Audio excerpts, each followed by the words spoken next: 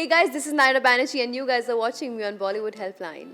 जब से मैं दिव्य दृष्टि कर रही थी 4 साल पहले, तब से ही मुझे बिग बॉस के लिए कॉल्स आ रहे थे। इस बार भी आया बिग बॉस OTT के लिए, लेकिन खतरों के लिए भी पूछा। तो मैंने अपना इंटरेस्ट खतरों में दिखाया क्योंकि भाई मैं करंट नहीं झेल सकती, मैं पानी झेल लूँगी, आग झेल लूँगी, हाइट झेलूँगी, मैं करंट नहीं झेल सकती। नहीं, ऐसा कोई नहीं था कि फ़र्क नहीं पड़ेगा, लेकिन जैसे मैंने बोला ना, हड्डियाँ टूटना और स्किन जलने में, तो हम सब स्टंट को लेके टेंशन में है, मर रहे, गिर रहे, रो रहे, जो भी हो रहे है। सिर्फ अपना रोमांटिक डांस, रील, स्टोरी, वो अपने मस्त वो बनाया जा रहा है, वो अपना काम किए जा रहा है। जो सर हमें बहुत मोटिवेट भी करते थे। पहले देखते थे कि मेहनत कर रहे, कि अगर मेहनत नहीं कर रहे तो ठीक है, मजाक उड़ाएंगे। दीनू और अर्चना दोनों ना कहीं भी सो सकते हैं। होटल से निकलते ही गाड़ी में सो गए, वैनिटी में पहुंच के मेकअप करके वापस सो गए, स्टंट के पहले भी सोए हैं, रेडी होके फिर से सो गए। I am almost gonna sign, but एक बड़ा एक्टर फ्री हो गया है स्केड्यूल से, या फिर एक स्टार किड फ्री हो गया है। Hello and hi, you are watching Bollywood helpline and this is Ayush Tiwari. बात करूँ मैं एक्टिंग की, बात करूँ मैं परफॉर्मेंस की, या बात करूँ मैं खतरों के खिलाड़ी में खतरनाक स्टंट से खेलने की, किसी के भी सामने नहीं चलती किसी की भी मर्जी, because we have Naira Banerjee. Hello and welcome to Bollywood helpline. First of all, अक्सर हमेशा की तरह आप आज भी बहुत ज़्यादा खूबसूरत लग रही है। जैसे मैंने कल आपको कहा था कि ऊपर आसमान नीला है, नीचे आप। Thank you so much. So सबसे पहले स्टार्टिंग करते हैं हम लोग, अगर बात करें आपकी जर्नी की, तो किस तरीके से फिर आपकी जर्नी शुरू हुई, कैसे यहाँ पर आए एंड आज सबके जुबान पर सिर्फ नायरा नायरा है। तो थोड़ा फ्लैशबैक में चलते और जानते हैं कैसी क्या शुरुआत हुई, कैसे आपको पता चला कि दैट हाँ मेरे अंदर भी एक्टिंग वाला कीड़ा है। एक्चुअली एक्टिंग का कीड़ा है ये तो मैंने कभी भी नहीं सोचा था। मैं तो इज्जत से लॉ पढ़ रही थी मिठीबाई कॉलेज में, JB the law college that we have, Jitendra Chauhan. So मैं वहाँ पे पढ़ाई कर रही थी एंड लेकिन मैं हमेशा कल्चरल फेस्ट में I used to take part. I am born and brought up in Bombay. Fashion shows, dance वगैरह ये सब मैं बहुत करती थी। एंड हमारे कॉलेज में फेस्ट होते थे, उमंग। तो वहाँ पे उस टाइम पे क्या होता था, एजेंसीज नहीं होती थी, एक्टर्स के मैनेजर्स, इंडिविजुअल मैनेजर्स होते थे। एंड जब ऐसे कॉम्पिटिशन्स होते थे, फेस्टिवल्स होते थे, उस टाइम पे एक्टर्स को बुलाया जाता था, इनवाइट किया जाता था to see the competition and to जज इट एंड ऑल। तो एक मैनेजर कोऑर्डिनेटर ने मुझे स्पॉट किया था and he is like, you know, आपको इस लाइन में घुसना चाहिए because you look nice and you have a pretty face और आप डांस वांस अच्छा करती है। तो मैंने पहले बोला कि नहीं, बिकॉज हमारे फैमिली से कोई भी नहीं है इस चीज़ में and it's we don't know how to go about it. तो उन्होंने बोला कि देखो, एक साउथ फिल्म की ऑफ़र है एंड आपके जैसा लुक, आपके जैसा बॉडी, फेस जो भी है, यू नो, इट्स सूटेबल। तो हमने नंबर एक्सचेंज की और फिर मैंने मम्मी को जाकर बोला कि मम्मी ऐसा कुछ है। तो घर पे बहुत बड़ी चर्चा हुई, राउंड टेबल कॉन्फ्रेंस टाइप हुआ कि क्या कर सकते हैं, what's happening, what is this and all. तो initially dad was like no, क्योंकि किसी को जानते नहीं है क्या है। But then he is like, you know, चलो ठीक है, you travel with her and you see, you figure it out. Because बचपन में क्या होता था ना, बचपन में हम लोग हॉरोस्कोप दिखाते थे, कुंडली दिखाते थे, तो ये लोग भी बोलते थे कि फाइन आर्ट्स में बहुत अच्छी होगी या आर्ट्स में बहुत अच्छी होगी, चांसेस है कि ये शायद एक्टर बने। तो जब ये इंक्वायरी हुई तो that is like okay fine, एक बार देखते क्या है। तो उस तरह से मैंने अपनी पहली तेलुगु फिल्म की थी एंड लॉ की पढ़ाई के साथ साथ I used to do Telugu movies. मैं बचपन में गाने भी गाती थी, गाने भी रिकॉर्ड करती थी एंड फिर जितना मैं कर सकी मैंने किया, क्योंकि studies was important. I couldn't leave law. मेरे घर में ये बहुत ही स्ट्रिक्ट रूल था कि आप अपने करियर में जो करना चाहते हो, अपने लाइफ में जो करना चाहते हो आप करो, but you have to be a graduate, you have to specialise in something. Because मेरे पूरे ख़ानदान में doctor, engineer, defence, you name it and it's there, सिर्फ एक लॉयर नहीं था। तो मैं उस चीज़ के लिए पढ़ाई कर रही थी। So this is how it started. And उस टाइम पे होता क्या था, जब भी एग्ज़ाम्स नहीं होते थे, मैं उस टाइम पे मूवीज़ लेती थी एंड फ़ोन पे ही आज क्या पढ़ाया कॉलेज में, ये इम्पोर्टेंस, ये वो, यू नो, फ़ोन पे I used to sit and study with my friends and दिन भर तेलुगु फिल्म्स के लिए आई यूज्ड टू वर्क। शाम को भी जाके वहाँ पे डायलॉग्स लिख के देते थे, वॉइस रिकॉर्डिंग भेजते थे कि इस तरह से बोलना है, ये स्लैंग है, ये जो भी है। So this is how I started my career in this field.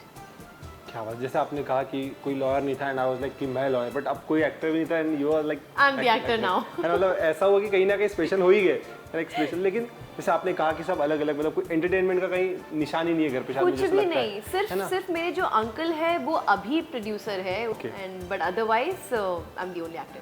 तो फिर कैसे, मतलब जैसे अब आपको बोला गया कि भाई आप इस इंडस्ट्री में कदम रख रहे हो, तो क्या घर से किस तरीके से सपोर्ट, जैसे आपने कहा कि राउंड टेबल इसमें कि भाई फैमिली में कहीं ना कहीं बहुत बड़ी बात हो गई है कि जा रही है, राउंड टेबल हो रहा है, तो किस तरीके फिर एक हाँ ना ऐसा होगा ना, कैसे चल रहा होगा? तो ये पुल एंड पुश तो काफ़ी टाइम था, क्योंकि इंट्रोस्पेक्शन होता है ना कि हाउ डज इट वर्क, हमें पता नहीं, हम किसी से पूछ नहीं सकते कि ये क्या होता है, कैसे होता है, कितना टाइम लगता है, वी डोंट नो। एंड ऐसा भी नहीं कि बॉलीवुड की मूवी है, इट्स अ साउथ फिल्म, तो we have no idea how it works. But mummy daddy used to travel with me always. लेकिन ऐसा लगा नहीं कभी कि मैं एज एन लॉयर स्टूडेंट पढ़ाई करूँ, एंटरटेनमेंट फील्ड के लिए आ रहा, तो कहीं ना कहीं पढ़ाई से वो एक पीछा छूट जाएगा? अब होता क्या है कि आप जब साउथ में मूवीज़ करते हो, आपको बैक टू बैक मूवीज़ करनी पड़ती है to be in the limelight. वहाँ का वो वैसा है, ऐसा नहीं कि बॉलीवुड में आपने 1-2 साल चिल कर लिया और अब फिर से आप काम कर सकते हो एंड ऑल दैट। वहाँ पे आप you have to keep continuing doing movies, otherwise every day a new person is launched over. तो गैप आ गया था। And when I finished my education, उस बात में मैं सोचने लगी कि ये तो मैं ऐसी टाइम पास एक्सपीरियंस के लिए कर रही थी। I never took it seriously, क्योंकि मेरा बैकग्राउंड ही वो नहीं है। अच्छा फेम कमा लिया, पैसे भी कमा रही थी, मेरा पॉकेट मनी अच्छा खासा बन रहा था। And whether I should pursue this और शुड आई कंटिन्यू लॉ। फिर मैंने सोचा कि मैं जब लॉ की पढ़ाई कर रही थी उस टाइम पे तो मैंने कभी इंटर्नशिप किया ही नहीं, because I was busy doing movies. And उधर भी मैंने एकदम कंटिन्यूसली धड़ाधड़ एक साल में आप 5-6 फिल्म कर सकते हो वहाँ पे, अगर आप अपना पढ़ाई वढ़ाई सब कुछ छोड़ के काम करो तो। मैंने वो भी नहीं किया। Then I have to take a call what to do. एक मिसहैप हुआ, I lost my dad and my grandparents, the family became very small, I was not in the mental space to work। 2 साल मैंने काम नहीं किया। And फिर मैंने एक बॉलीवुड की फिल्म की जो मेरी लास्ट फिल्म थी, तब मुझे कास्टिंग डायरेक्टर ने बोला, आदित्य करके जो कास्टिंग डायरेक्टर है, he told me that Naira तुमने मूवीज़ किए हैं, प्रियंक सर के साथ मूवीज़ की है, टूटू शर्मा के बैनर में मूवीज़ की है, बट एक्चुअल फेम जो है तुम्हें टीवी से मिलेगा, क्योंकि टीवी का जो शो होता है वो घर घर में जाता है, everybody watches, movie comes and goes, release हो जाता है, ब्लॉकबस्टर हुआ तो लोग याद रखते हैं, नहीं तो लोग याद नहीं रखते, लेकिन जो टीवी शो आता है वो टिका रहता है, लोगों के दिमाग में रहता है। So that's when I did my first TV show. मैंने ये सोचा कि ठीक है 6 महीने का है, nice first TV show, it's a star plus show, supernatural genre है, इंटरेस्टिंग, कर लेते हैं। और वहाँ से जो वापस पिकअप हुआ चीज़ें, it was like brilliant. TV serials के ऑफर्स हमेशा से आ रहे थे, बट मुझे ये फंडा समझ में नहीं आता था कि it goes on and on and on, there is no family life. ठीक है, फैमिली लाइफ उस टाइम पे बहुत संक्रमण आक्रमण में बहुत शूटिंग होती थी उस टाइम पे, मतलब अभी भी होती है। आई मीन टू से कि वो जगह मुझे ज़्यादा, I knew about that place more. And मैं सुनती भी थी कि बहुत शूटिंग स्केड्यूल्स बहुत क्रेजी होते हैं, मूवीज़ का इतना क्रेजी नहीं होता है, वो कुछ ही दिन में होता है एंड चिल वे में ख़त्म कर देते हैं। टीवी का बहुत ज़्यादा हेक्टिक होता है। So I was not up for it. और ये जब अब करियर का डिसीजन लेना ही था, तो तब मैंने सोचा कि why not try this out and see how it goes, and it turned out to be good. मज़ा आया मुझे, पॉपुलैरिटी भी उतनी अच्छी मिली, शो भी बहुत अच्छा था, चला बहुत अच्छी तरह से चला। 6 महीने का शो था जिसको 1 साल में बना दिया गया। So it was crazy. And then I started enjoying it. I am like okay fine, TV at least gives you regular money. आपको पता है कि एवरी डे आप काम कर रहे हो, एवरी डे आपके बैंक में पैसा आ रहा है। इट्स नॉट लाइक मूवी हो गई then again think and hunt for the next, वही सेम होमवर्क वापस से स्टार्ट करो। So this was a good option, क्योंकि 2 साल का ब्रेक भी ले लिया था मैंने। जैसे जब आपको रियलाइज़ हुआ कि नहीं यार अब तो सीरियल एक अच्छी चीज़, जब आपने उसको एंजॉय करने लगे, तो तब आपको ऐसा लगा क्या यार ये जो प्रोजेक्ट मुझे उस टाइम मिला था शायद मुझे कर लेना चाहिए था, तो कोई रिग्रेट हुआ? मैंने ऐसा बहुत बार सोचा कि मुझे तो काफ़ी टाइम से सीरियल्स के ऑफर आ रहे थे, मैंने क्यों नहीं किया? I should have done it, I could have done it. मेरे अंदर वो मेंटल ब्लॉक था कि अरे बाप रे बहुत स्कैरी होता है, बहुत काम करवाते हैं, क्योंकि हम सुनते थे ना कि लोग बीमार पड़ रहे हैं एंड ऑल दैट, तो उस चीज़ ने मुझे डरा दिया था। बट यहाँ पे होता है सब कुछ, मेंटल स्ट्रेंथ पे होता है, प्रोडक्शन आपका ख्याल रखेगी, आपको भी काम करना है। And after that gap it was important for me to do it. बिल्कुल, जैसे आपने मतलब मैंने सुना है अक्सर जिनसे मेरी मुलाकात होती है, कहीं ना कहीं किसी न किसी एक्टर के लाइफ में स्ट्रगलिंग पीरियड पे एक डिप्रेशन का दौर आता ही है, उसे कहीं ना कहीं एक डिप्रेस लाइफ फेस करनी पड़ती है, कभी कभी काम को लेके, कभी कभी रिजेक्शंस को लेके। कभी आपके लाइफ में काम को लेकर कभी ऐसा हुआ है कि कहीं रिजेक्शन? ये वही फेज़ है जहाँ पे मैं कंफ्यूज थी कि मैं लॉ कंटिन्यू करूँ, क्योंकि अगर मुझे कंटिन्यू करना पड़ेगा तो मुझे इंटर्नशिप वगैरह सब करना पड़ेगा, जो मेरे दोस्त लोग कर चुके हैं ऑलरेडी, करके वो लोग ऑलरेडी फर्म्स में काम कर रहे हैं एज देयर इंडिपेंडेंट लॉयर्स और सॉलिसिटर्स। मेरे लिए ये वापस से करना होता, पहले मैं इंटर्नशिप करूँगी, वो भी फ्री में, and then I will learn and I get into it. तो 1-2 साल मेरा वैसे ही वेस्ट हो जाता। एंड यहाँ पे एक्टिंग का इतना एक्सपीरियंस है, 12 मूवीज़ कर चुकी हूँ मैं, बॉलीवुड में भी 2-3 मूवीज़ कर चुकी हूँ मैं। So why not use that experience and continue, because the money is good, all I have to do is little hard work that keep in touch with people and see, वो तो process है ही movie का। But TV is a regular thing, and पापा नहीं थे, so you have to think of the family, you have to think of yourself, finances, everything. So it was a conscious decision. लेकिन ma'am हमारी life में एक ऐसा होता है बंदा जो हमें मॉरल सपोर्ट करता है या कुछ ना कुछ सजेस्ट करते रहता है चीज़, तो आपकी लाइफ में ऐसा कोई है जिसने आपको हमेशा सपोर्ट किया, मॉरल सपोर्ट किया कि आगे जा? कोई भी नहीं, except for my own mom who was very supportive through out. जैसे कि मैंने बोला कि हमारे घर में इतना बड़ा डिस्कशन हुआ था, हमारे फैमिली से कोई भी नहीं इस बिज़नेस में। My mom use to go to office, जब यहाँ पे शूटिंग होती थी ऑफिस भी जाती थी, पूरा टाइम मेरे साथ सेट पे भी ज्वाइन करती थी। उधर भी साउथ में when I used to work, she used to come with me, she used to take care of my brother all alone. मेरे पापा एक नेवल ऑफिसर थे, तो हमारे साथ भी नहीं रह रहे थे because he used to be transferred. So she handled both me and my brother together all alone, the house, the kids, the family. So she was my biggest support. वो नहीं होती तो शायद मैं, पता नहीं, I don't know if I would have gotten married and settle down, मैं शायद ये परस्यू करती भी नहीं। 2 साल बाद जब आपने फिर से शुरुआत की, तो क्या ऐसा पॉइंट था जो आपको लगे कि नहीं यार अब नायरा फिर से बैक टू चलते, अब अपन वापस शूटिंग के लिए चलते, ऐसा कुछ था? कोई मोटिवेशन था लाइफ में, कुछ सोचा उस समय? सी उस टाइम पे हो भी क्या रहा था ना, मेरी एक फिल्म आई थी वन नाइट स्टैंड करके, ओके, ठीक है, एंड उसमें तनुज विरवानी थे एंड सनी लियोनी थी। So that was produced by Tutu Sharma. And उस दौर पे ना बहुत सारे मूवीज़ ऐसे ही आ रहे थे जिसमें बहुत इंटीमेसी वगैरह होता है। वो एक पूरा पीरियड चल रहा था 1-2 साल का, इफ़ यू रिमेंबर, एंड मुझे वैसी मूवीज़ नहीं करनी थी। One night stand is also not an intimate movie, वो नाम वैसा है, उसको पैकेजिंग ऐसी की गई है, सो इट्स नॉट दैट। तो मुझे वैसी मूवीज़ करनी नहीं थी और मुझे उसके लिए वेट करना था। तो देन मेरे दोस्त ने, मेरे जो बेस्ट फ्रेंड है, उसने मुझे बोला कि see you like acting, yes, you get good money, yes, can you go back to law, no, then do TV, it's okay, just do it, you enjoy, आपका एक्टिंग भी हो रहा है, आपको रेगुलरली काम भी नहीं ढूंढना पड़ रहा है, and you enjoying the process, you are an actor, just go for it. तो that was the last push and I am like okay, जाते हैं। मतलब इतना सारा काम करने के बाद ऐसी कौन सी फिल्म थी, सीरियल थी, या कौन सा ऐसा वर्क था जिससे आपके करियर को चेंज है, जहाँ से एक नायरा को पहचान मिली हो? दिव्य दृष्टि, that was my first TV show which that was the turning point, जहाँ पे मेरे बेस्ट फ्रेंड ने बोला जस्ट गो अहेड, मॉम ने बोला या just do it, what are you thinking, don't think about movies. चलो एक होता है ना, आपने इतनी सारी फिल्म्स की, तो फिल्म का जो एनवायरनमेंट होता है और जो टीवी का एनवायरनमेंट होता है, the working style, the culture, everything is very different, you know. Thought आता है कि यूजली क्या होता है, लोग टीवी से मूवीज़ पे जाते हैं, ऐसा उल्टा मैंने उल्टा किया है। For me it was more like, मेरे लिए क्या इंपॉर्टेंट है, मेरे लिए काम इंपॉर्टेंट है, मेरे लिए मेरे फैमिली को सपोर्ट करना इंपॉर्टेंट है, एंड अपने काम को एंजॉय करना इंपॉर्टेंट है। सो दिव्य दृष्टि कॉन्सेप्ट भी बहुत अच्छा था, इतनी पॉपुलैरिटी मिली, मैंने सोचा भी नहीं था, मैंने तो ऐसे ही कर लिया सोच के कि हाँ 6 महीने का काम है, कर लेते हैं, and they told me they are going to shoot it like a web series, like a movie format, ऐसा ही था। तो आप अगर उस शो को देखोगे, जो मेरे कपड़े हैं, जो मेरा स्टाइल है, इट्स क्वाइट मॉडर्न।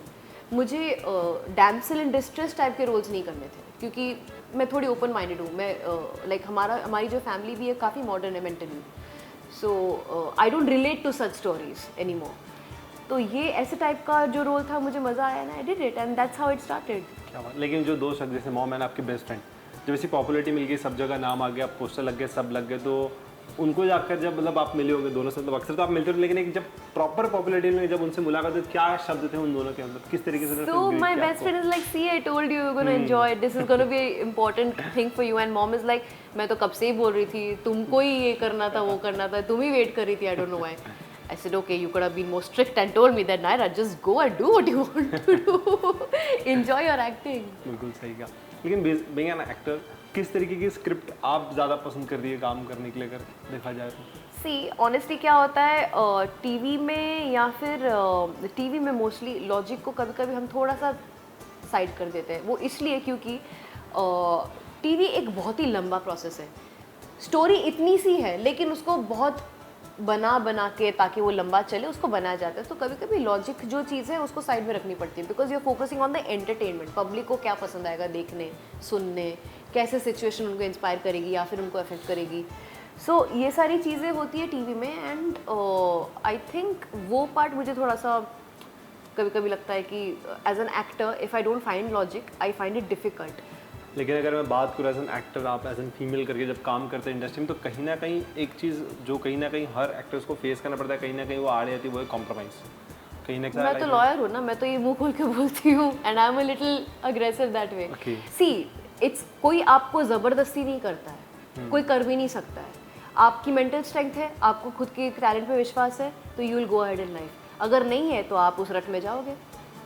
बट कई बार ऐसा हुआ है, कुछ लोगों ने ऐसा भी मतलब कहा है कि मतलब उन्हें नहीं पता होता है कि उन्हें उस तरीके से ट्रीट किया जा रहा है। मतलब जैसे कि किसको नहीं पता होता है जिस तरीके से मैं आपको बता रहा हूँ कि जैसे कि कई ऐसे सेलिब्रिटीज़ हैं जिन्होंने खुलकर कहा है कि भाई उनको बुलाया कुछ और मकसद से, उनके साथ हुआ कुछ और, देन लाइफ में एक डिप्रेशन आ गया। बाद में जब उन्होंने उस चीज़ को लेकर कंप्लेंट की तो बाद में उनके ऊपर फिर से एलिगेशन होने के ऊपर लगाए गए, उनके करियर पे बात आ गई। तो कहीं ना कहीं टकराव होता ही है जब कोई नई लड़की आती है। सिंपल चीज़ है, अगर आपको एक फ़ोन कॉल आता है और आपको बोलता है कि I would like to discuss some work with you और a project with you, you can come over to my place. Why will you go to somebody's place? It's a work related discussion, meet at the office. तो ये steps आपको खुद लेने हैं ना। You have to have your presence of mind. आपको उधर ही जज करना चाहिए कि ये इंसान अगर काम के बारे में डिस्कस कर रहा है तो काम की बातें कहाँ पे होती है। The girls have to be smart. लेकिन एक तरफ देखा गया तो फिर स्टार किड्स का भी होता है कि यार हम नहीं बढ़ पाते आगे बिकॉज ऑफ स्टार किड्स। तो कहीं आपको लगता है कि स्टार किड्स वर्क करता है? ये चीज़ मेरे साथ थोड़ा सा हुआ है। जैसे कि ऐसे कितने बार हुआ है कि मैं कुछ फिल्म्स के लिए अप्रूव हो गई हूँ, मैं literally I am almost gonna sign, but एक बड़ा एक्टर फ्री हो गया है स्केड्यूल से या फिर एक स्टार किड फ्री हो गया है तो उसको ले लिया गया है। ऐसा मेरे साथ बहुत बार हुआ है। तो ये मैं डिमोरलाइज होती थी, मैं अपसेट होती थी। तो कभी उस चीज़ को लेकर कभी फाइट अगेंस्ट नहीं करने की इच्छा नहीं कि यार मैं सिलेक्ट हो चुकी हूँ, सब मैं फिट बैठते हैं, वाज लाइक वो फ्री है तो सी आप क्या हिसाब से झगड़ा करोगे? आपको उससे बुरा लग सकता है। Can you go and fight and say that no you cast me? मैं ऐसा नहीं कर सकती। वो अपना बिजनेस देखेंगे ना। स्टार वैल्यू स्टार किड का जो है वो अगर लेना चाहते हैं किसी स्टार किड को, उनको लगता है कि उनकी ब्रांड वैल्यू उससे ज़्यादा बढ़ेगी। For them it's a business, for me it's just a job opportunity. So I have to understand their perspective also. I can't go and fight with them. नहीं तो क्या होगा, मैं अगर हल्ला मचाऊंगी फालतू में तो 100 लोग मुझसे काम करने के लिए डरेंगे। तो मुझे अपना समझना चाहिए कि वो अपने हिसाब से एक बिजनेस देख रहा है। I am just a person who is trying to apply for the job. किस तरीके से फिर ऐसा, जैसे आपने कहा कि चलो ठीक है, आपने उसको एक पॉजिटिव वे में लिया कि ठीक है मैं ऐसा नहीं करती, लेकिन जो लोग शादी से नहीं ले पाते उन्हें क्या कहना चाहेंगे फिर आप? सी हर अपने इस इंडस्ट्री में ना पेशेंस की ज़रूरत है। फर्स्ट ऑफ ऑल आप मेरा ये मानना है जब तक आप खुद केपेबल नहीं हो ना, लोग आपको लेना नहीं चाहेंगे। एक बात तो है कि जो ये स्टार किड्स के जो पेरेंट्स होते हैं, जो स्टार्स होते हैं, उन्होंने अपना नाम बनाया है, अपना काम बनाया है। अब वो तो चाहेंगे ना कि अपने बच्चे को मैं हर बेस्ट जगह पे भेजूं। जैसे कि हम अगर बहुत अमीर हो जाते हैं, हम चाहते हैं कि हमारे बच्चे बेस्ट स्कूल्स और कॉलेज में पढ़े। आपको वो मैच्योरिटी रखनी पड़ेगी एंड पेशेंस रखना पड़ेगा कि whatever is happening people are doing for their own best. कोई आपके लिए नहीं बैठा है कि आप एक्टर बनना चाहते हो इसलिए आपको वो दे देंगे। So you have to keep that maturity. मेरे साथ ये बहुत बार हुआ है तो मुझे पता है कि मैंने खुद को ये चीज़ को कैसे समझाई है। You have to have the patience. अभी देखो 12 फिल्म्स करने के बाद, 3 बॉलीवुड फिल्म्स करने के बाद, प्रियंका जैसे बड़े डायरेक्टर से लॉन्च हुई हूँ मैं। And I took my decisions of not doing movies like my other contemporaries. उस टाइम पे उर्वशी रौतेला बहुत मूवीज़ कर रही थी और ऐसे टाइप की ही मूवीज़ बन रही थी जो मुझे ऑफर किए जा रहे थे। मैंने ये डिसीजन लिया कि मुझे नहीं करना है। I had the mental strength to wait. ठीक है, मैं मूवी इंडस्ट्री में नहीं बढ़ पाई बट एटलीस्ट टीवी में I am a big name. खतरों के खिलाड़ी के किस तरीके से कॉल आया, कब पता चला कि दैट आप जा रहे हैं सीजन 13 के लिए? सो मुझे आया था कॉल बिग बॉस के लिए। ओके, बिग बॉस के लिए। एंड जब से मैं दिव्य दृष्टि कर रही थी 4 साल पहले, तब से ही मुझे बिग बॉस के लिए कॉल्स आ रहे थे। बट मैंने कुछ एक एपिसोड्स देखे थे। मैं रेगुलरली बिग बॉस नहीं देखती हूँ, जहाँ पे बहुत ज़्यादा मैं थोड़ी सी ऐसी टाइप की इंसान हूँ जहाँ पे I like soft spoken people, I like proper discussions, I don't like screaming and shouting. तो मुझे लगता है रियलिटी शोज़ का जो ये होता है, लोगों का, नॉर्मल लोगों का definition of entertainment is probably इस टाइप की मस्ती देखना कि कहाँ पे क्या झगड़ा हो रहा है, क्या लोचा हो रहा है, अच्छा कौन मारपीट कर रहा है। तो कुछ लोगों का डेफिनेशन ऑफ एंटरटेनमेंट वो होता है, वो मेरा डेफिनेशन नहीं है। No offence with anybody, but सबका अलग अलग होता है। तो इस बार भी आया बिग बॉस OTT के लिए, लेकिन तो मैंने बोला कि मैंने तो देखो यार एपिसोड्स देखे नहीं, मुझे फॉर्मेट भी नहीं पता, मुझे नहीं पता कि क्या होने वाला है। लास्ट मैंने देखा था जिसमें सना खान थी एंड एक आध ऐसा कुछ देखा था जिसमें सिद्धार्थ शुक्ला था। उसके अलावा मैंने कुछ भी नहीं देखा है, तो मुझे नहीं पता कि बिग बॉस में होता क्या है। एंड हैविंग सेड दैट, दे से कि यू शुड वॉच बिकॉज आपको समझ में आएगा कि आप बिग बॉस लाइक पर्सनालिटी हो कि नहीं, because you need to be a certain personality to have an entertaining journey in the house. So I don't know if I am that person और नॉट। तो फिर खतरों के लिए भी पूछा, तो मैंने अपना इंटरेस्ट खतरों में दिखाया क्योंकि पापा naval officer, very strong, very dairying, वो मेरे खून में है। लेकिन मैं एक बहुत ही प्रोटेक्टिव फैमिली में थी, इसलिए मुझे बाहर खेलने भी नहीं दिया जाता था। लेकिन अंदर वो कीड़े हैं ना कि मुझे एडवेंचर करना है, मुझे यस तो मौका मिला, मुझे हाथ तो साफ करना है, मुझे जाना ही है। So I showed my interest on Khatron Ke खिलाड़ी एंड हियर आई एम। लेकिन जैसे कि बात करो अगर मैं बिग बॉस की, तो आसिम, सिद्धार्थ शुक्ला एंड शिव ठाकरे, कई ऐसे नाम हैं जिन्होंने बिग बॉस ने उन्हें एक अलग नाम दिया। इन्होंने, इनके पहले भी नाम थे, लेकिन यहाँ से जो इन्हें एक नाम मिला, एक TRP मिली, वो एक अलग लेवल पे मिली है। करेक्ट। जैसे एक अब्दू है ना, ऐसे कई और भी नाम हैं जिन्होंने काफ़ी टाइम से काम किया। तो आपको ऐसा लगा नहीं कि यार जब जाती हूँ, चल इतने लोग कुछ हुआ है तो शायद अभी कुछ और अच्छा भला हो जाए? देखो मैंने अगर अपना मन बना लिया जाने का, तो मुझे बैठ के होमवर्क करना पड़ेगा, मुझे एपिसोड्स देखने पड़ेंगे कि होता क्या है exactly, what is it, whether जो ये लोग सोच रहे हैं कि मैं फिट होती हूँ बिग बॉस में, मैं सच में होती भी हूँ कि नहीं। लाइक खतरों में क्या है, खतरों में आपको स्टंट करना है, आप स्टंट कर सकते हो नहीं कर सकते हो, आपके मेंटल और फिजिकल कैपेबिलिटीज बताएगी। लेकिन बिग बॉस में आपको एक सर्टेन पर्सनैलिटी चाहिए so that you create entertainment. बहुत लोगों को लगता है कि मुझे बिग बॉस में जाना चाहिए, बट मैंने वो चीज़ें कुछ देखी ना, इसलिए मुझे पता नहीं कि मैं एंजॉय करूँगी कि नहीं। बट अगर मैं मन बना लेती हूँ, मुझे फिर से ऑफर आता है और इस बार मुझे सब लोग बोल रहे हैं कि मुझे जाना चाहिए, तो मैं अपना होमवर्क करूँगी and then I figure it out. मतलब कहीं ना कहीं अब ये नाम बिग बॉस में भी गूंज सकता है, ऐसा कहूँ तो सही होगा? हो सकता है। बिल्कुल, मतलब अच्छा लगा आपको बिग बॉस देख के, और अच्छा लगा कि अभी खतरों के खिलाड़ी 15 जुलाई से हम तो देखेंगे आपको। तो वहाँ पता चल जाएगी कितनी बचपन की वो कमी जो थी वो पूरी की आपने वहाँ जाकर एकदम। एग्जैक्टली। ऐसा स्टंट कौन सा था जो आपको लगा कि यार ये मत करवाओ मुझसे? पानी।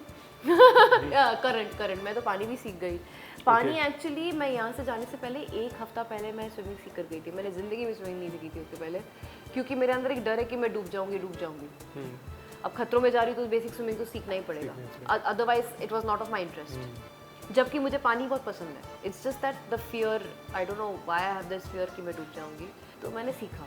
अभी जब मैं पहली बार पूल में गई, वहाँ पे मेरी फट गई पूरी तरह से। इतना ठंडा पानी, इतना ठंडा पानी। मुझे नॉर्मल AC, बॉम्बे में भी विंटर्स में मुझे ठंड लगती है, मैं वैसे इंसान हूँ जिसको बहुत ठंड लगता है। एक तो केप टाउन का वेदर खतरनाक ठंडा है, उसके ऊपर से जब मैं पानी में उतरी, मैं तो कॉन्फिडेंट थी कि मैं तो अच्छा खासा स्विमिंग सीख के गई हूँ यहाँ से, but I couldn't handle my breath over there, I couldn't hold my breath because body is going through so much shock. अभी अचानक से आप गर्म पानी के नीचे आ जाओगे तो बॉडी जलेगी and you will panic, right? Same thing with cold water also. So I panicked and all that. So मुझे 2-3 स्टंट्स लगे यूज टू होने में और समझने में कि एक्लेमेटाइज कैसे होते हैं। So that was my first fear. Second fear जो है मुझे बहुत बाद में मिला, ऑलमोस्ट एंड की तरफ मिला, दैट इज करंट। हाय, मैं करंट नहीं झेल सकती। मैं पानी झेल लूँगी, आग झेल लूँगी, हाइट झेल लूँगी, मैं करंट नहीं झेल सकती। नानी याद आ जाए ना। फिर मैंने क्या किया पता है, मैंने जाके गूगल किया कि कुछ लोग करंट कैसे झेल लेते हैं और मैं क्यों नहीं झेल पाई।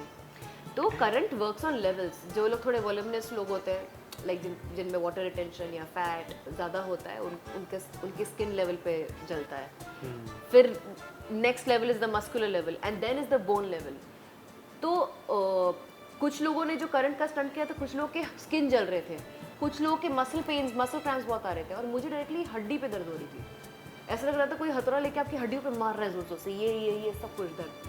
आई कुडंट टेक इट। तो ऐसा वहाँ पे कोई तो होगा ना जो जिसको करंट से कुछ फर्क ही नहीं पड़ रहा, ऐसा कोई था? नहीं, ऐसा कोई नहीं था कि फर्क नहीं पड़ेगा, लेकिन जैसे मैंने बोला ना, हड्डियाँ टूटना और स्किन जलने में थोड़ा ऑब्वियसली स्किन में आपको रैशेस आ रहे हैं, जैसे चटके पड़ते तो गर्म चटका पड़ता है तो कैसा लगता है, वैसा है यहाँ पे। तो मुझे ऐसा लग रहा है जैसे कोई हड्डियां तोड़ रहा है। तो अलग अलग लोगों पे अलग अलग अफेक्ट होता है ओके करंट। मतलब अच्छी रिसर्च होगी आपकी करंट खाने के बाद। हाँ, ये मैंने समझ लिया, मतलब मैं समझ जाऊंगी कि कौन कौन सा इंसान के ऊपर करंट किस तरह से हाँ ये होगा। वाह, एक अच्छी चीज सीख गए आप। Yes. बिल्कुल, आगे चल बहुत काम आएगी आपको। मैं टिप्स दे सकती हूँ। बिल्कुल सही कहा। जैसे आप खतरों के खिलाड़ी जब आप पहली बार कैप्टन पहुंचे तो क्या आपके माइंडसेट में था, किस तरीके से मतलब काम करना है, या कंपटीशन होगा या इसे टक्कर देनी, ऐसा कुछ था माइंड में? नहीं, मैं कंपिटिटिव नेचर की नहीं हूँ वैसे, लेकिन मेरे अंदर ये एक्साइटमेंट थी कि जैसे डेयरिंग पापा थे ना, मतलब मैं फिजिकली फिट हूँ, स्ट्रांग हूँ, इमोशनली स्ट्रांग हूँ, but I am not mentally strong. तो ये चीज़ फोकस इश्यूज हैं मुझे थोड़े से, कि मैं थोड़े टाइम के बाद थक जाती हूँ फोकस कर करके। और बट मेरा पूरा माइंडसेट ये था कि I am gonna enjoy, it's a beautiful experience. मुझे ये ट्राई करके देखना था कि कैसा फील होता है। एंड मैं जब वहाँ पे पहुँची, I was like let's go, let's do it. And पहला स्टंट जो था वो उसने सबकी हवा निकाल दी।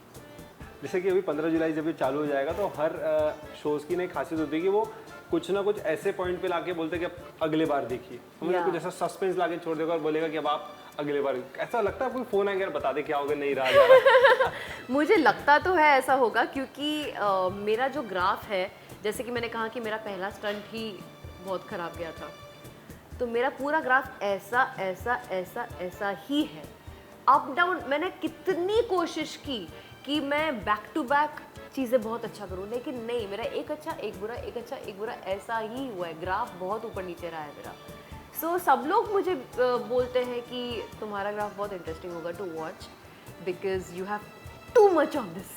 ओके, मतलब अब और एक्साइटमेंट बढ़ गई देखनी किस तरीके का ग्राफ देखने मिलेगा। सबसे अच्छी बॉन्डिंग किसके साथ हुई खतरों के खिलाड़ी में? सो गर्ल गैंग में Aishwarya and Archana, boy gang में शिव एंड अर्जित। तो मेरी लड़कियों के साथ ज़्यादा पहले दोस्ती हो गई, क्योंकि एयरपोर्ट से दोस्ती हो गई थी। हमारा कनेक्टिंग फ़्लाइट था यहाँ से दुबई से केप टाउन। सो पहले फ़्लाइट में बॉम्बे टू दुबई में अर्चना मेरे साइड में बैठी थी, and Dubai to Cape Town Aishwarya was sitting, and then we landed up staying in the same vanity also. तो ऑटोमेटिकली दोस्ती हो गई, वापस भी हम लोग उसी फॉर्मेट में वापस आए। लेकिन शिव ने वहाँ पर बहुत सारी मस्ती की। शी वॉज लाइक, मैंने पूरे इसमें देख रहा था अगर सोशल मीडिया में सबको फॉलो करो, शी वॉज द वन जिसका बचपना काइंड ऑफ दिख ही रहा था। हर किसी को पकड़ पकड़ के वीडियोस बनाना, उसके रील्स बनाना, मतलब चल ही रहे थे कंटिन्यू। तो हम सब स्टंट को लेके टेंशन में है, मर रहे, गिर रहे, रो रहे, जो भी हो रहे। शिव अपना रोमांटिक डांस, रील, स्टोरी, वो अपने मस्त वो बनाए जा रहा है, वो अपना काम किए जा रहा है जो उसको पसंद है करना। क्या बात है। लेकिन खतरों की खिलाड़ी में कहीं ना कहीं पेयर्स बहुत बने, लड़का लड़की बोलूँ या लड़के लड़के, ऐसी कई जोड़ियाँ बहुत ऐसे सामने आई, जैसे शिव डेजी को लेके आई, और भी कई ऐसी आई। तो आपका किसी का ऐसा एकदम पक्का वाला बॉन्ड, भाई इसी के साथ थोड़ा अच्छा था मेरा? मेरा तो लड़कियों के साथ था और लड़कों इन दोनों के साथ था, बट प्रमोशंस मेरे अरिजीत के साथ मोस्टली ये दिखाए हैं। आगे भी जो भी प्रमोशंस देखोगे आप, आई थिंक अरिजीत के साथ they paired me in the promotion, and but I do have these two girls and these two boys were like very close to me. तो जैसे शिव एंड डेजी का भी प्रमोशन बॉन्ड था या उनका रियल बॉन्ड अब वैसा हो गया? उनका रियल बॉन्ड वहाँ पे शायद हो गया था जाके। ओके, मतलब एज एन पहले promotion partner, then change. Promotion तो डेजी और रोहित का हुआ था। ओके, मेरा प्रमोशनली आई थिंक मेरा और अर्जित का they were trying to show, like होते ना दो सेम कैटेगरी के सेलिब्रिटीज़ को साथ में डालना, जैसे शिव और अर्चना को साथ में प्रमोट किया था, अंजुमन ऐश्वर्या को साथ में प्रमोट किया था, because they are like they play negative roles and उस कैटेगरी के। मैं और अर्जित एक ग्लैमरस सेलिब्रिटीज़ हैं वैसे, so it we were promoted that way, but real bond was with Aishwarya and Archana and Shiv and Arjit. It was like that. वहाँ जाके फिर चीज़ें चेंज हो अपने गई। हिसाब से बॉन्ड बन गए। Yes. वाह। एंड बात करो अगर रोहित शेट्टी जी की, तो भाई उनके फिल्मों के बारे में, उनके डायरेक्शन के बारे में, तो उनका एक अलग ही नाम है। मतलब उनके बारे में बोलूँ क्या? He's an aura, he's a lion. इस बार का थीम जंगल था, तो मैं तो कहती हूँ जब आते हैं तो ऐसा लगता है कि सच में शेर ही चल के आ रहा है। मतलब मस्ती जब करनी होती है मस्ती तब करेंगे, जब स्ट्रिक होना रहता है ऐसे फट करके स्ट्रिक होंगे, and you can't say anything, but he is so humble also, you know. वो हमेशा हमें बोलते रहते थे कि ये वाला सीज़न जो है सारे बंदों के साथ मेरा कोई ना कोई कनेक्शन हुआ है, सबके साथ, हम सब बच्चों के साथ, because he really liked us and everybody is pretty decent. कोई भी बदतमीज नहीं था, कोई भी बोरिंग या वियर्ड नहीं था.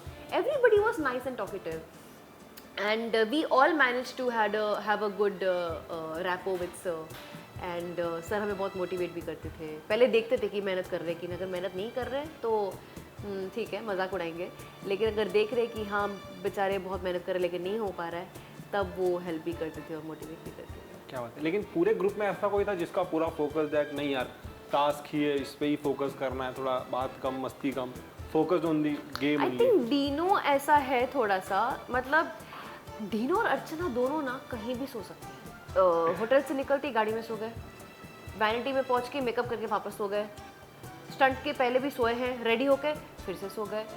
तो जब इनकी आंखें खुलती थी फुल फोकस. डीनो स्पेशली, अर्चना तो फिर भी हमारे साथ बहुत मस्ती करती थी. डीनो का ऐसा था रिलैक्स्ड बंदा है, चिल है, देख रहा है क्या हो रहा है, हाँ ये लोग क्या क्या बकवास कर रहे हैं जो भी है, बट जैसे ही 3, 2, 1 गो जुप जुप, he is like focus action go, वैसा है उसका. मतलब कमाल है बंदा. पावर बॉम्ब एकदम बिल्कुल है ना. अगर बात करूँ मैं रोहित सर की, तो रोहित सर काफ़ी ज़्यादा सीनियर एज कम्पेयर टू अब जो के रूप में थे, उनका काफ़ी ज़्यादा एक अच्छा एक्सपीरियंस है, इंडस्ट्री से काफ़ी लंबे टाइम से जुड़े.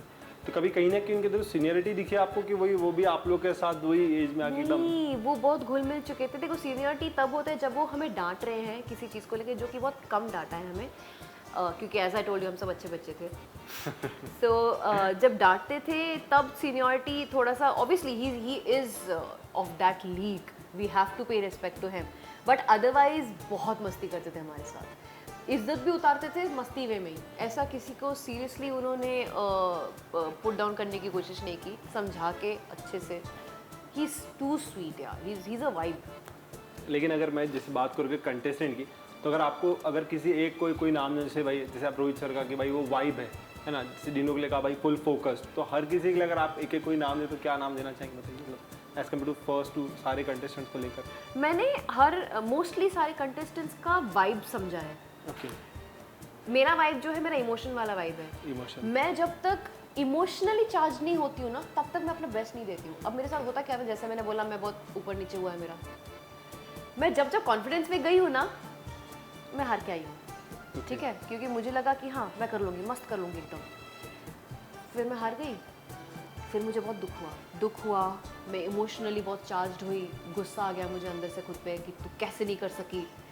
एंड फिर फर्स्ट आई, फिर मैंने सोचा कि अच्छा ठीक है, अच्छा है, ये तो इजी है, मैं आराम से कर लूँगी, आई बी फास्ट ऑल्सो. लेकिन पता नहीं कैसे कुछ ना कुछ गड़बड़ हो जाता है. तो मैं इमोशन वाली वो हूँ. इमोशन. ओके. ठीक है, I M when I do well when I am under pressure. तो आप जब पहले स्टंट में हार जाते हो, उसके बाद प्रेशर आ ही जाता है, क्योंकि नेक्स्ट स्टंट में आपने अच्छे परफॉर्म नहीं किया तो आप सीधा एलिमिनेशन स्टंट करोगे. बराबर. तो ये प्रेशर ऑटोमेटिकली आ जाता था कि नेक्स्ट स्टंट में आपको अच्छा करना ही है, कुछ भी हो जाए. तो emotions and under pressure is my forte, that is Naira. Okay. And in life also under pressure ही मैं ज़्यादा अच्छा करती हूँ, लोगों का उल्टा है. सही कहा, मैं भूल नहीं पाता है पॉइंट. यस, नायरा का उल्टा है. So Dino is focus on action.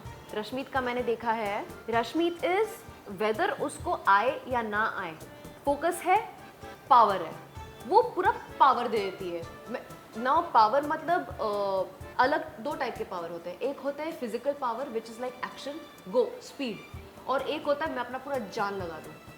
It's a mental and personality वाला. So she's a power person. Dino is speed person, action person. I am emotion person. Arjit is heart. उसका क्या मैंने observe किया है, उसको डर लगता है, लेकिन मैं इस डर को अपने ऊपर हावी नहीं करने दूँगी. He is heart person. Her heart में ही डर छुपा रहता है. हार्ट का दो होता है, the negative qualities fair and the positive qualities compassion. So he likes to convert the fear into compassion and I can do it. He's a heart person. Then Aishwarya हमेशा बोलती रहती है मैं तो बहुत ग्रेटफुल हूँ कि मैं यहाँ तक पहुँच गई, मैं बहुत ग्रेटफुल हूँ मैं यहाँ तक पहुँच गई, क्योंकि उसका भी जर्नी बहुत ऐसा रहा है. मेरी उसकी जर्नी काफ़ी सिमिलर है. तो she is a grateful person, she is crown chakra person. Archana हमेशा बोलती रहती कि मेरी बेइज्जती हो जाएगी. So she is also that full power. She is like Rashmeet, पूरा पावर दे देती है, एक्शन होती है अपना कूद जाती है. ओके. देन और कौन है? Shiv. Shiv is a communication person, उसको बातें करना बहुत पसंद है। उसका मैंने उसका स्टंट में वो वाइब नहीं समझ में आया मुझे कि क्योंकि कुछ स्टंट्स में वो बहुत अच्छा है, जैसे कि जहाँ पे आर्म स्ट्रेंथ की ज़रूरत होती है, तो because he's got good upper body and all that, तो करंट भी अच्छा झेलता है वो। सो ही उसका वो चीज़ जहाँ पे आर्म स्ट्रेंथ रिलेटेड चीज़ें हैं वहाँ पे he is good. So I think stunt में मैंने वो चीज़ उसको क्रैक नहीं कर पाई हूँ, मैं नहीं समझ पाई हूँ, but as a personality he is more of a communication, he loves to talk and communicate with people and create a vibe. Yeah and Daisy? Daisy is mostly confidence, हाँ मैं कर लूँगी, कर लेती हूँ, कर लूँगी, लाइक दैट। एंड सबसे आपको ऐसा लगा कि मेरा कॉम्पिटिटर ये है? किसके साथ लगा कि यार ये कॉम्पिटिटर है, इसके थोड़ा बच के रहना यार, ये जब भी आता है या आती है?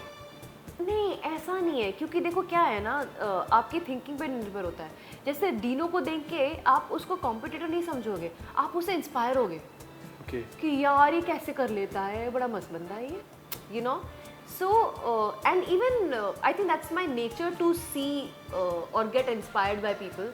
तो मैं कंपटीशन तो किसी को सोची नहीं, क्योंकि हम सब के अलग स्टाइल्स हैं चीज़ें करने की। जैसा I explain you, this is a hard person, this is a power person, वो क्वालिटी बड़ी अलग सी है उनकी, यूनिकनेस है बहुत, और सबको सब्सटेंस नहीं मिले हैं। कुछ लोग लकी हैं कि उनको जो जिस स्टंट वो बहुत अच्छा करते हैं उनको वो स्टंट्स बहुत बार मिले हैं। मैं अनलकी थी कि मुझे वाटर स्टंट्स बहुत मिलते थे, जबकि आई वॉज नॉट कॉन्फिडेंट, क्योंकि उनको लगा था मैं अंडर वाटर बहुत अच्छी हूँ, क्योंकि उन्होंने मुझे मेरे कुछ वीडियोज़ देखे थे अंडर वाटर डांस करते हुए। प्रॉब्लम ये था कि मैं ठंड बर्दाश्त नहीं कर पाती थी, मैं अपना सांस नहीं रोक पाती थी ठंडे पानी में। So they were like expecting that I will kill the water stunts. क्या लगता है जो सीजन इसके पहले का था और जो सीजन अब आया, इसमें क्या नया और क्या डिफरेंस है? नया तो यही है कि 90% नए स्टंट्स हैं। डिफरेंस ये है कि हम लोगों ने अवार्ड बहुत कम किए हैं, हम लोग सच में बहुत जाबाज और रियल खिलाड़ी हैं कि we went for each and every stunt just like this, and sir ने हमारी बहुत तारीफ़ें की हैं। हम किसी का भी इज्जत का फालूदा नहीं हुआ है यहाँ पे। एंड जो 15 जुलाई को जो ऑडियंस खतरों की खिलाड़ी देखने वाली है और जो आप सभी को देखने के लिए एक्साइटेड हो, पर्सनली आपको भी देखने के लिए एक्साइटेड, उन्हें क्या कहना चाहेंगे? आई वुड से कि सबकी जर्नी बहुत अलग रही है, बहुत ही फेमस और वेल नोन पर्सनालिटीज़ है अपने अपने फील्ड्स में, एंड इस बार नए स्टंट्स हैं, वेदर भी क्रेजी है, आपके फेवरेट लोग हैं सारे। So I think to see their journey and get inspired will be a great thing. And मैं एक चीज़ शेयर करना चाहती हूँ आप लोगों से। मैं आप लोगों को कह रही थी कि मैं फिजिकली और इमोशनली बहुत स्ट्रांग हूँ, बट मेंटली स्ट्रांग नहीं हूँ। तो इस शो ने मुझे मेंटली स्ट्रांग होने का जो कंसिस्टेंसी है वो भी सिखाया है। एंड आप लोग जब देखोगे हमारी मेंटल जर्नी, आप लोग भी सीखोगे कि किस तरह से आप मेंटली खुद को स्ट्रांग कर सकते हो। So thank you so much कि आपने हमें अपना इतना कीमती समय दिया और हमें अपनी इतनी बड़ी जर्नी के बारे में बताया। एंड मैं सोचता हूँ कि इस इंट्रो को देख के स्पेशली सब ज़्यादा मोटिवेट हुए, क्योंकि मैंने जब देखा आपकी विजन बहुत ज़्यादा लाइफ में क्लियर, कहीं ना कहीं लोग कंफ्यूज होते हैं, क्वेश्चन मार्क होते हैं, लेकिन आपकी सारी चीज़ स्ट्रेट फॉरवर्ड है, आप काफ़ी ज़्यादा पॉजिटिव है। एंड ऑल द बेस्ट कि आपके बहुत सारे अच्छे अच्छे प्रोजेक्ट्स अब हम जल्दी देखने वाले हैं, नए नए प्रोजेक्ट्स में, सीरीज में, रियलिटी शोज़ में आप आने वाले, उसके लिए all the best and congratulation. हम इसी तरीके से मुलाकात करते रहेंगे बॉलीवुड हेल्पलाइन में आपके नए नए प्रोजेक्ट्स के लिए। And thank you so much कि आपने अपना कीमती समय दिया और हमें इतनी सारी जर्नी बताई। Thank you so much. Thank you guys, thank you.